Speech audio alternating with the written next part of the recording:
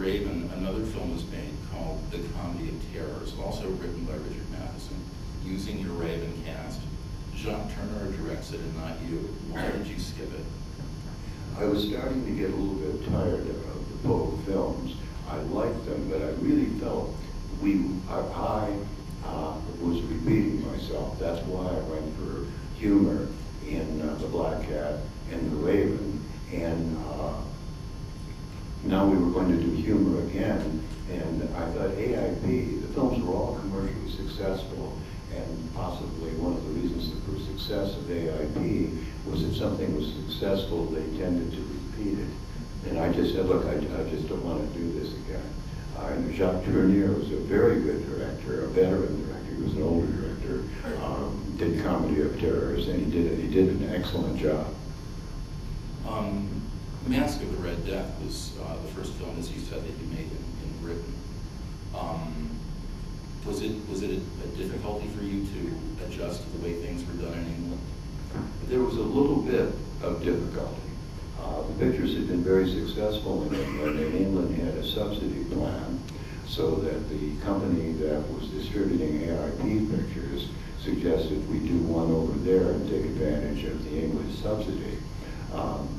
I had the advantage of working at a major studio, and as I said, had access to simply better things all around, better flats to give us better sets, bigger, better wardrobe department, better props and everything. So on that level, I was moving up.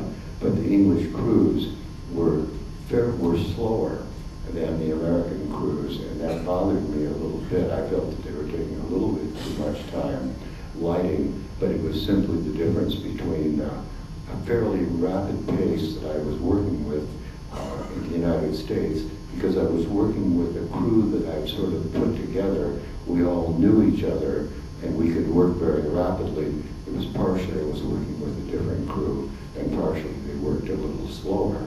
But I had a very good cameraman, Nick Rogue, and the result was Mask of the Red Death was one of the better looking visual pictures we had done.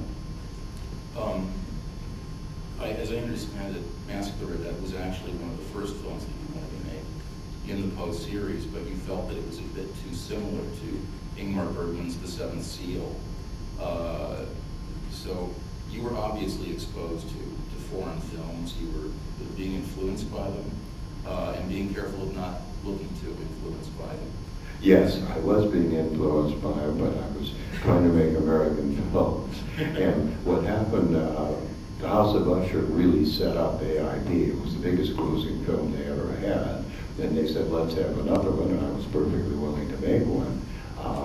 And my choice really was Mask of the Red Death, but I had recently seen The Seventh Seal, and I thought there were some similarities, and so I chose to pin the pendulum again. But I finally went back to Mask of the Red Death when I had sort of essentially gone through the Poe series, and enough time had gone by, and also there weren't that many more Poe short stories that I could take. Now, Mask is your personal favorite of the series. Yes. The one that we're going to see this evening, Tomb of Lygia, is my personal favorite.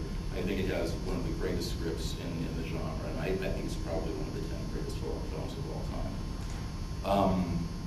Now Robert Towne wrote this script, and he complained in an interview once that he loved what he did in the script, but he felt that Vincent was a little too old for the part. Did you agree? Yes, I did. I wasn't again, I was trying to vary.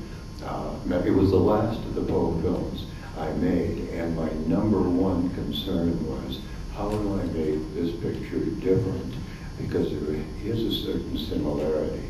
And I did two things. One, I put a little less emphasis on the horror. It isn't quite as much of a horror film as some of the others. And I made it became a little bit of a love story, a little bit of a romance.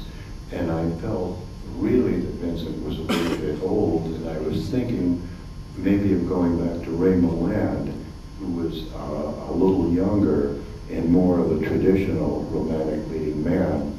But AIP had Vincent under contract. They wanted Vincent, and I had no objection, although I thought he was a little bit old. But we made a great attempt with makeup and one thing, and I used a little diffusion on the lens to soften the look, to make him look a little younger.